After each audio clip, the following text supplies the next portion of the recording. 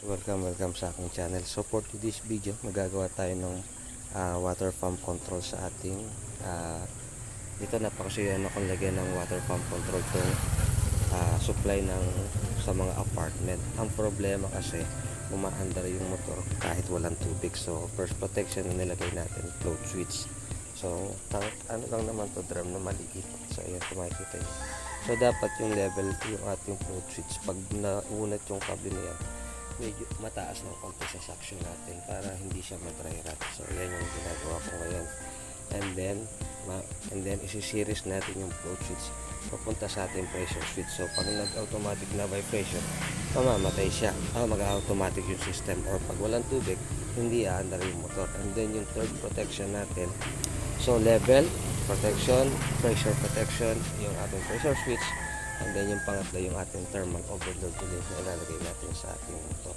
So ito, ang ginamit kong wire is black and brown. So yun yung normally open. So pag nakababa yung float switch, open siya. So pag nakaganyang position, nakalutaw sa tubig, close contact siya. So ito yung ginamit ko, black and brown. So ito yung ating isi-series sa ating pressure switch. And then diretso sa coil ang ating contactor sa A2. So lalagyan pa rin natin ng selector switch.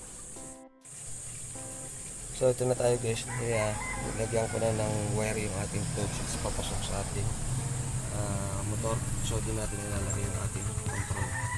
So temporary, wala pa kasi yung mga in-order components. So lalagyan muna natin ng contactor kasi yung mga parts na in-order ko kompleto. May box, may selector switch, may thermal overload, may contactor. So may pilot lamp. So ang budget lang is 1,200 na binigay sa akin. So dahil pag-aabutin natin, so temporary ito nilagay natin sa pasok na sa motor. So dito na tayo sa loob ng motor. Ito yung wire ko. Yan. So isi-series natin yan sa ating pressure switch. And then lagyan mo natin ng supply, pressure switch. And then punta dito, then yung isa papunta sa coil ng contactor. Sa temporary, babaray na lang muna natin yung contactor dito habang wala pa yung control na ating gagawin. So ito yung ating breaker, third counters. Ito yung ating water pump, 4.5 amperes lang to.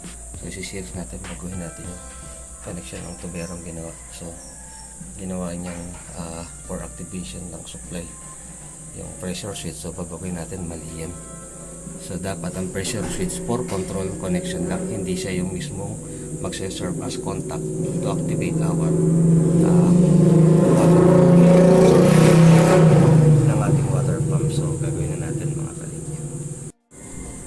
So gagawin natin mga guys, alisin natin yung connection na ginawa ng tubero. So parang ginawa niyang contactor ng pressure switch. So dadaan lang dito is control switch. So nilagay ko na yung rail para sa contactor, temporary pinutin ko na yung supply niya kanina. So ito yung supply niya, and then papunta sa nito. So aalisin natin lahat yan, babaguhin natin mga kalinya. So mga kalinya, temporary lang yan sinasabi ko. So yung galing sa float switch, yung isa pinarecho ko na sa E1 terminal niya, magnetic contactor. Yung isa ay nasa ating pressure switch, and then from pressure switch, from line, lalagyan natin ang supply yung ating pressure switch. So dadaan siya sa float switch, and may tubig, and then diretso sa contactor. Yung activation, pag naka-close contact din yung ating pressure switch. So supply, galing sa supply, close contact yung ating pressure switch, and then punta sa float switch, may tubig, so under siya. So diretso siya sa A1. So mamaya lalagyan natin ito ng supply punta sa pressure switch. So temporary lang yan, tulad na aking sinasabi mga kalinya. So from our neutral line, nalagyan na natin ang supply yung ating pressure switch. So neutral line kasi dadaan sa float switch para in case na magkaroon ng leak yung ating float switch, walang kuryente. So line to neutral ang aming supply dito mga kalinya. So ayan na. So susunod natin yung sa A2 ng coil. Ito yung line. So ito yung line may tip. So i-jumper natin dito sa terminal na to. And then dito. And then dito yung sa ating sa motor yung 1 and 2 mga kalinya.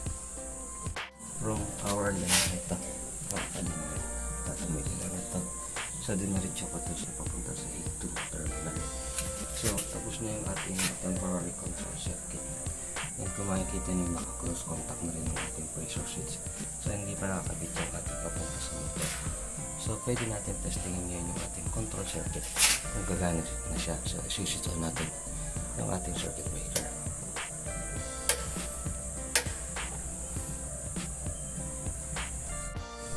So ngayon kinabit ko na itong ating line sa ating A2 terminal. So kung makikita nyo, ayan, ito yung line natin. Itong may tape, then ang katuktong ito.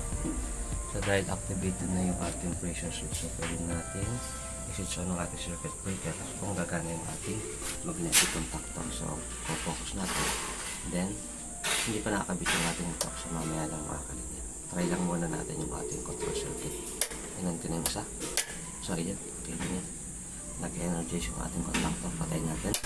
So ayan, nag-energize.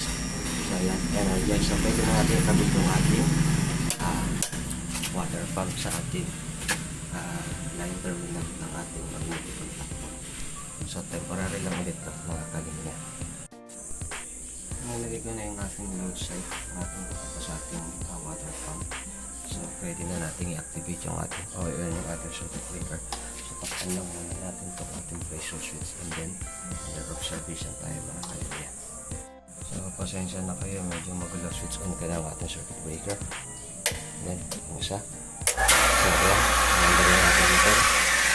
And so natin mag-automatic vibration. So ayan, automatic. So okay na yung ginawa natin control circuit mga kalinya para sa ating float switch, pressure switch protection. So temporary lang ito. Wala pa yung aking mismong control circuit na kompleto na in-order. So for the meantime, under observation tayo. So that's it for my simple tutorial mga kalinya. God bless po sa inyo lahat. So mga kalinya, so ito yung ating float switch. Lalagyan ko pa yan ng pabigat mamaya para talagang as in nakakontak. Wala kasi yung counterweight niyan, hindi ko na matandang kung saan ko na ilagay. So for the meantime, okay naman siya gumagana, pero for our assurance, lalagyan natin ng counterweight para nakaganyan yung position niya, hindi yung nakaganyan. So papabili lang ako ng cable tie and then temporary lalagyan ko ng maliit na pabigat, bakal or ano man para gumana ng maayos yung ating control circuit. So that's it for today's video. So abangan nyo yung pag-install ko ng tamang proseso at tamang control para sa small project na ito mga kalinya.